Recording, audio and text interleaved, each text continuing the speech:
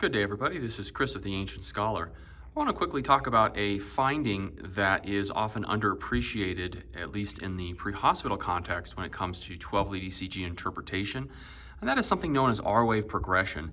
And typically where we see R-wave progression is throughout the precordial leads. And so what I'd like to do is I'd like to show you what normal R-wave progression looks like first. So R-wave progression can essentially be seen in the precordial leads looking at the QRS morphology. And what we see is a distinct morphology of primarily downward deflecting in V1, and then you can see that as you move through the precordial leads into V2 and V3, you will have more upward deflection until you have biphasic deflection, fairly equal amounts above and below the baseline in V3.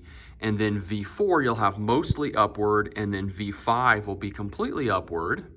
So the QRS complex will deflect completely upward. And then V6 will also have upward deflection, but the QRS height will be shorter than V5. So V6 will be a little shorter than V5. And so what you get is you get this little hill that peaks at V5 and then drops down at V6. Whereas negative deflected, biphasic, positive, positive, positive.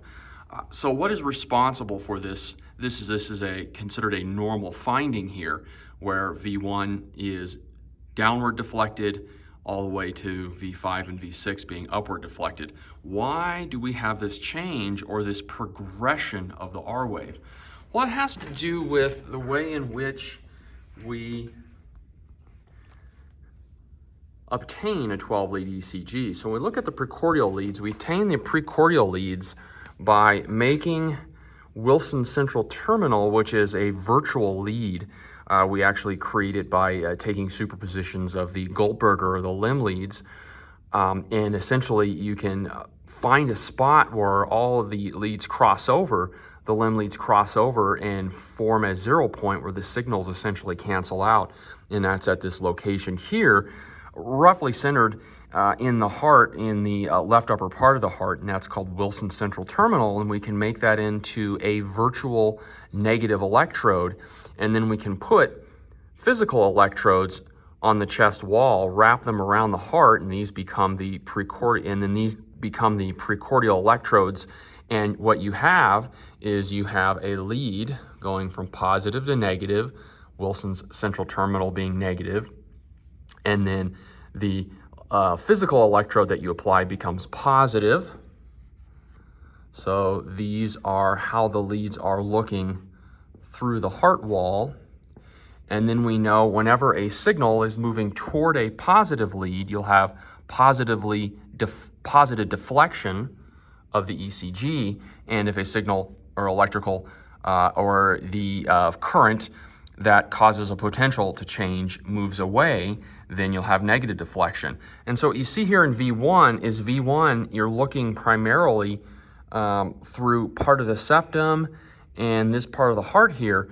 And so what you get is you get the majority of the muscle mass of the heart, all right, when the ventricles are depolarizing, because that's what you're looking at, the QRS complexes, right?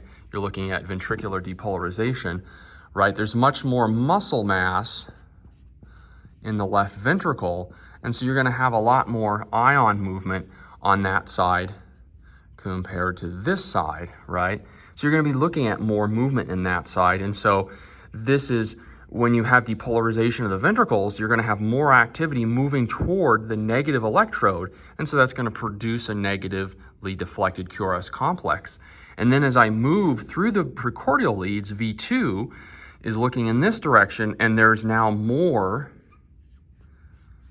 signal, if you will, moving toward V2, right? And so you're going to have some more upward deflection of the QRS complex. And then right about V3, you're looking through this direction, and you have more or less, you're looking at stuff moving away and moving toward, and it kind of equals out, if you will, and you get this biphasic deflection. And then by the time I get to V4, I'm primarily looking over here on the anterior aspect of the left side of the heart. So I'm looking at primarily at the left side of the heart depolarizing toward V4, toward V5, and toward V6.